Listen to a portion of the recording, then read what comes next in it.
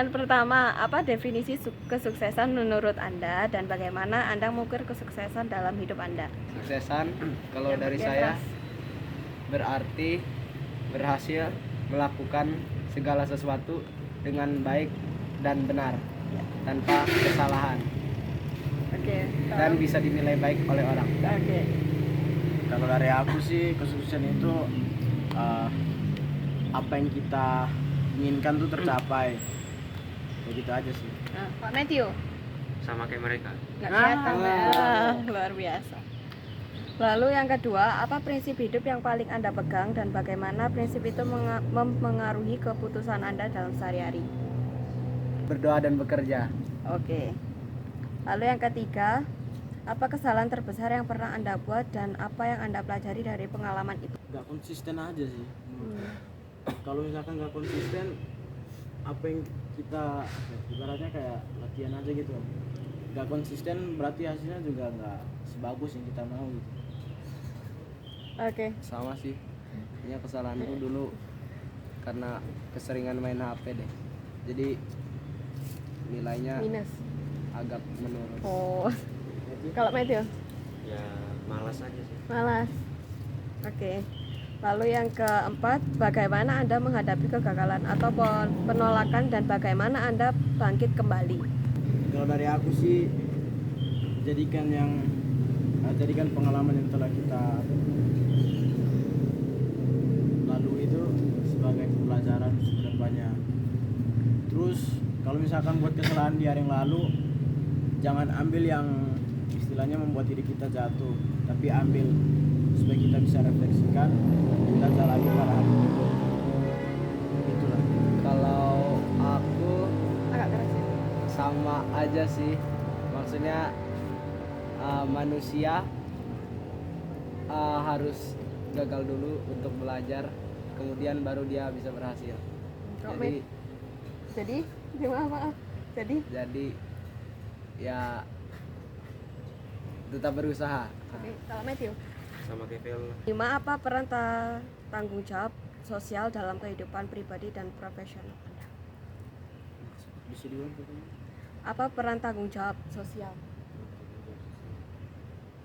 yang paling melekat dalam diri Anda? Pak OSIS, Oh, itu masuk atau enggak? misdinar gitu. Oh iya, itu kamu kan belum masuk. Tapi kan dulu misdinar. Oh iya, oke, berarti pernah ya. Bagaimana Anda menyeimbangi antara ambisi pribadi dan kebutuhan orang lain di sekitar Anda?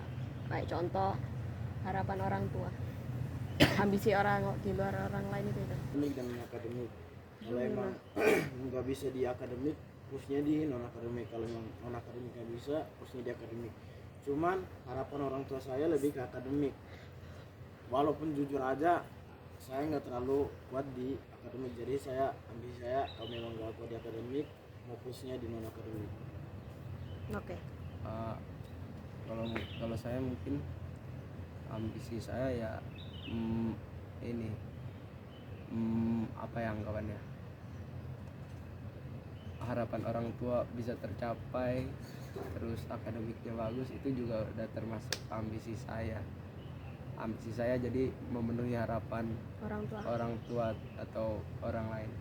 Jadi itu sih.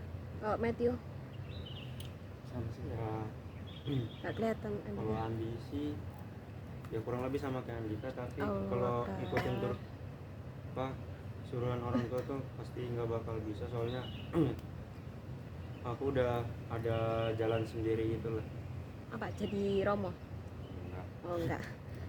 Yang terakhir, apa yang Anda khawatirkan tentang masa depan? Nggak dapat kerjaan. Oke, singkat aja ini apa? Kalau Velo, Takut gagal gagal dalam hal dalam pernikahan, hal karir. apa ya, pilihan hidup kali ya. Oh iya, berarti semua ya. Mantap. Kalau Matthew, Ya pasti takut gagal lah. ya gagal apa? Ini gagal Gagal ginjal. dapat kerja. Oh, oke.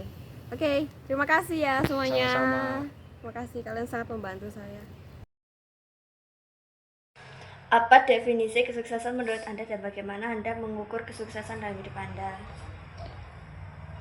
Menurut saya kesuksesan itu satu, tidak bisa dibanding-bandingkan dengan orang lain.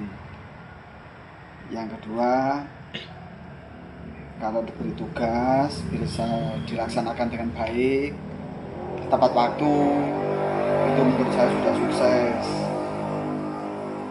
Kemudian tidak tergantung pada orang lain, semua dikerjakan mandiri, tepat waktu, jujur. Kalau tidak bisa, itu sukses. Dah. Apa prinsip hidup yang paling Anda pegang dan bagaimana prinsip itu memengaruhi keputusan Anda sehari-hari? Jujur. Kalau memang tidak bisa ya katakan tidak bisa, kalau bisa ya katakan bisa. Terus bagaimana mengupayakan supaya tidak bisa menjadi bisa? Itu belajar. Dalam belajar pun harus tahu dan jujur kepada diri sendiri. Saya ini bisa apa enggak? Itu pengaruhnya luar biasa itu.